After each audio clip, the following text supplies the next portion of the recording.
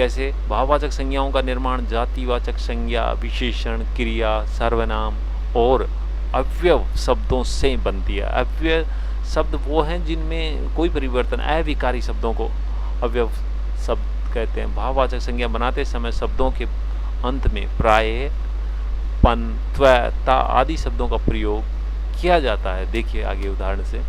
जातिवाचक संज्ञा से भाववाचक संज्ञा बनाना। जातिवाचक संज्ञा है, देखिए स्त्री, स्त्री ये जातिवाचक है, इससे भाववाचक स्त्रीत्व, स्त्री जैसा होना। मनुष्य, मनुष्य जैसा भाव अगर किस में आता है तो मनुष्यता कहलाता है। शास्त्र जैसा भाव, शास्त्रीयता। पशु जैसा भाव, पशुता। हम कहते हैं ना किसी की, यार क्या पशुता है दर्शा रहा है तू। पात्र, ये देखिए ये बहुत महत्वपूर्ण समझ। पात्र होता है बर्तन, और उस बर्तन को कोई धारण करने की अगर किसी में योग्यता है तो पात्रता कहलाती है। पात्रता का मतलब योग्यता होता है कि उसको पात्र को धारण कर सकता है क्या। लड़का, लड़के का जैसा भाव, लड़कपन। दास, और दास जैसा भाव अगर कोई भावना रखे यानी कार्य करे वैसा भाव हो तो दासत्व कहलाता है। अध्यापक, जो अध्यापक का कार्य होता है अध्यापन, अध्यापक पढ़ाने का भाव। भाई, भाइयों की तरह रहने का जो आपस में भाईचारा कहलाता है, भाव होता है कि भाइयों जैसा आचरण, वो भाईचारा। पुरुष, पुरुष जैसा भाव, पुरुषत्व या पौरुष्य।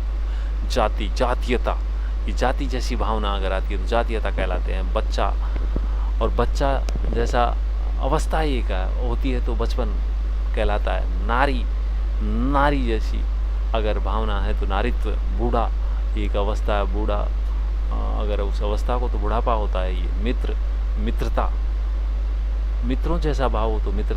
सेवा जैसा अगर भाव, सेवा किया जाए उससे सेवा कहलाता है। जो सर्वनाम से भाववाचक संज्ञा बनाना।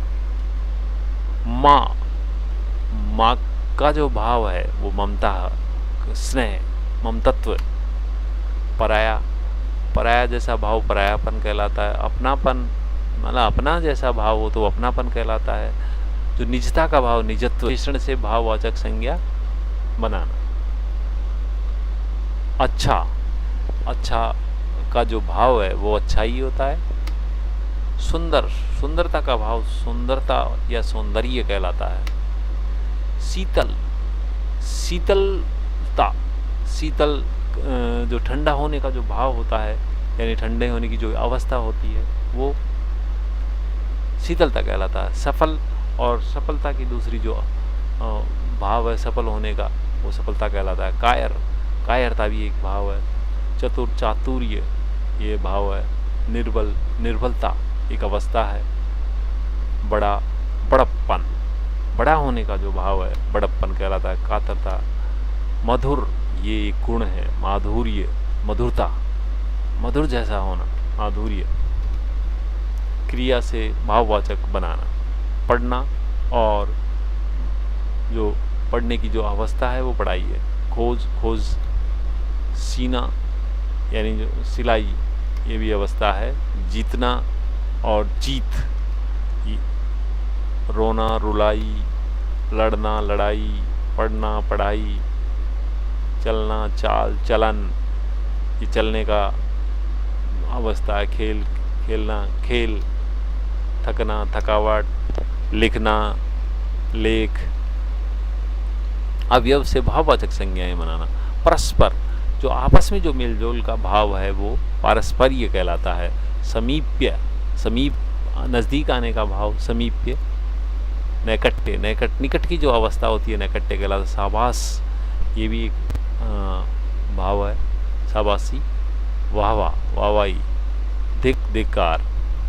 शीघ्र और शीघ्र संज्ञाएं हैं, उनको देख लेते हैं क्योंकि कई जगह कई बुकों में सब समूहवाचक भी हमें दे रखी है तो उनको मैं समझा देता हूँ क्या है।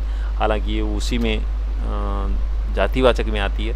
जिस संज्ञा सबसे वस्तुओं के समूह या समूह का बोध हो उसे समूहवाचक संज्ञा कहते हैं। जैसे व्यक्तियों का समूह, भीड़, जनता, सभा, कक्षा, वस्तुओं का समूह, गुच्छा, कुंज, मंडल, घोंद, ये सभी समूह में आते हैं। द्रव्यवाचक संज्ञा, जिस संज्ञा से नाप तोल वाली वस्तु का बोध हो उसे द्रव्यवाचक संज्ञा कहते हैं। दूसरे शब्दों में जिस संज्ञा शब्द से किसी वस्तु, द्रव्य या पदार्थ का बोध हो उन्हें द्रव्यवाचक संज्ञा कहते हैं, जैसे तांबा, पीतल, चावल, घी, तेल, सोना, लोहा आदि।